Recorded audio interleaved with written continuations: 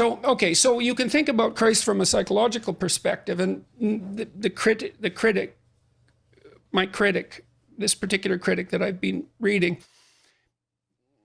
said, well, that doesn't differentiate Christ much from a whole sequence of dying and resurrecting mythological gods. And of course, people have made that claim in comparative religion. Joseph Campbell did that, and Jung to a lesser degree, I would say, but Campbell did that.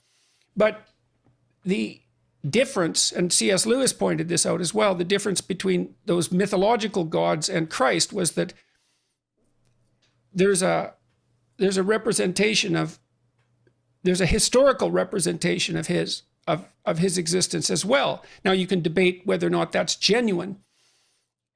You can debate about whether or not he actually lived and whether there's credible objective evidence for that, but it doesn't matter in some sense because this, well, it does, but there's a sense in which it doesn't matter because there's still a historical story. And so what you have in the figure of Christ is an actual person who actually lived, plus a myth. And in some sense, Christ is the union of those two things.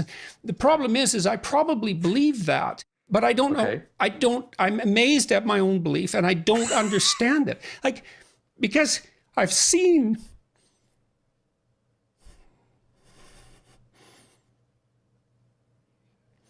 sometimes the objective world and the narrative world touch. You know, that's Jungian synchronicity.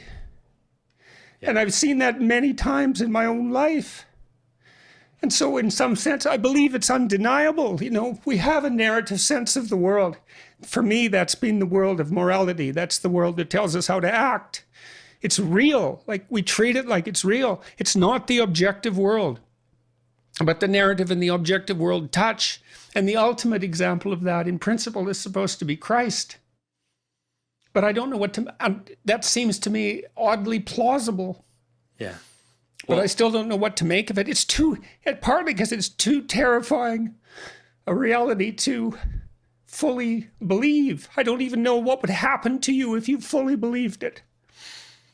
If you believed in the story of Christ, or if you believed that history and let's say the narrative meet, let's both, say. I think you, because when you believe that, you buy both those stories. You believe that the narrative and the objective can actually touch.